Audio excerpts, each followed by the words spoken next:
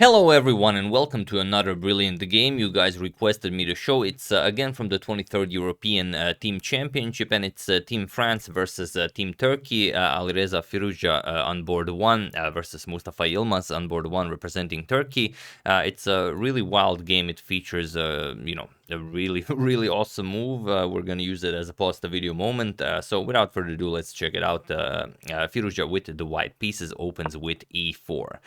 We have c5. Yilmaz goes for the Sicilian defense. Knight f3, d6, and now d4. We have captures, and knight to f6. Knight to c3, and a6. The knight of Sicilian is on the board, so nothing we haven't seen a million times, and as usual, when I say million, I mean thousands. We have bishop to e3 and e5 now, challenging this knight here.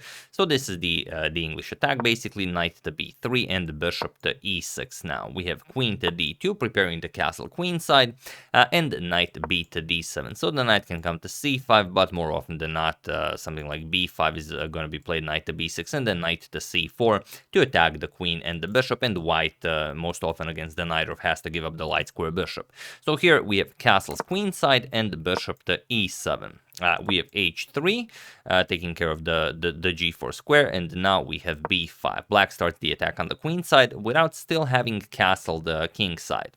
So g4, white of course starts expanding on the king side, as it's expected from black to castle king side. It was also played in 2007 between Anand and Vasily Ivanchuk, where castles was played. That game ended in a draw, but here we have rook to c8, and it is now only as of move 11 that we have a completely new game. So let's see how Alireza deals with this. King to b1, we want to get the king away from the c file, and now knight to b6, preparing this knight to c4 maneuver that we've mentioned. We have g5 challenging the knight, knight to h5 now, and h4. So black for the moment stopped white's advance on the king side, and there's really nothing to advance to, as the king is still in the center of the board. So knight to c4, attacking the queen and the bishop, and like we said, bishop captures on c4. And now you could capture with the b pawn. For example, b captures on c4, the knight probably has to go to c1, and the game continues. However, this closes off the c file, and the black wishes to have the c file remain open. So here rook captures on c4, and now knight to d5. And this is a very tricky idea. It's a standard when playing against the Sicilian. Threats against the b6 square can be made. So now it seems like you're giving up the e4 pawn. But black can never capture this pawn. If black captures this, just bishop b6, we attack the queen, and after queen to b8, now comes this tricky knight to a5 move, and it seems like, okay, but what's this? If bishop captures knight here, well, it's not a problem. But even more importantly, if you castle just knight to c6, and now the bishop and the queen are attacked, the queen has to move. We're gonna pick up the bishop with check, so that's the game over. And of course, if you capture the knight, then queen captures, and yes, the bishop is hanging, but so is the rook. And now let's say queen captures on b6, queen captures on e4, and now queen captures on a5. The problem is queen to c6 check ends the game. King f8, we're going to capture on d6, and that's it. We're threatening queen to c8 check. Once the bishop blocks, we can capture it and deliver a quick checkmate. Doesn't matter that this is covered twice. We have this covered as well. So we're going to have to play captures with check, and after king e8, rook to d1, and that's it. There's no escape from this. Your knight is terrible. You can't get the rook into the game, and pretty much whatever you play, just a nice b4 ends the game. The queen now has to leave control of this diagonal, and once the queen moves anywhere, just queen e6 check. We're going to play king f8 and rook to d8 checkmate. So many possibilities here, but capturing on e4 is not one of them. So of course the bishop captures on d5 is played, queen captures on d5, and now we have queen to c7, putting pressure on this c2 pawn. For the moment, not caring about this check. If check is being if you play this check, we can easily block this with queen to c8, so it really serves no purpose. So here, Alireza doesn't defend the c2 pawn, but plays knight to d2, attacks the rook, and he invites black to capture on c2. Because if you capture on c2, then rook c1, and what do you play now? Your rook is hanging, and once you play captures, then the queen is hanging. Now queen to a8 becomes somewhat of a threat, and you have to really be careful on how you continue playing this. So instead of capturing on c2, rook back to c6 was played, and now rook to c1. Now Alireza will play c3 and double up on the c file. Black finally castles, and now we have c3.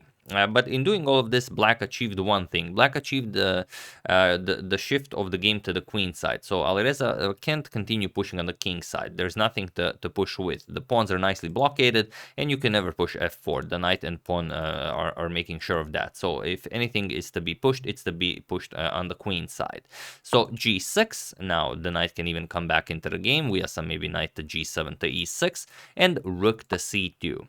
We have rook to b8, preparing to open up the position with b4, and now rook h to c1. We have a5 now, preparing b4, and now it's Alireza who strikes with b4. And this is a really interesting move because there's so much to play here. For example, if you capture on b4, we could play c captures on b4, and now if rook captures on c2, rook captures again. It's not all that pleasant. Maybe queen to d7 guarding this pawn. We're gonna play knight to b3, and now you pretty much have everything under control, and only white can be better here. The knight can come to a5, then to c6, and it might be a hard position to play for black.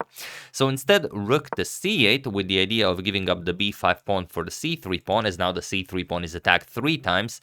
But instead of this, we have a4 by Alireza, and this is the moment where the magic happens. So you have to decide how to react to this. Obviously, you should decide between b captures on a4, and that's pretty much it. B captures on a4 is your only move here, and the reason this is so is that yes, we will allow white to create a pass pawn with b5, but we're gonna just prevent this with the queen to b8. Now of course the pawn is pinned, you can't capture, and only after something like rook to b2 we're gonna play a3, and after rook to b3 a4, and after something like rook to b4 we're gonna play rook to c5, and it's a complete mess of a position, but black will be okay here. If we accept this, bishop captures on c5. There's even knight f4 attacking the queen, and you have to do something about this. For example, queen c4, rook captures on c5, and after the queen moves, let's say queen f1, now we play d5, and you know, it's playable. White is actually okay after king to a2, but it's disgusting to even look at. I mean, everyone would play black here. No one wants to be white here.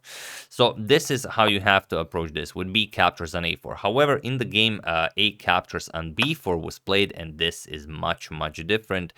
We've reached the position from the thumbnail, so feel free to pause the video and try to find the winning idea for Alireza while I give you a couple of seconds.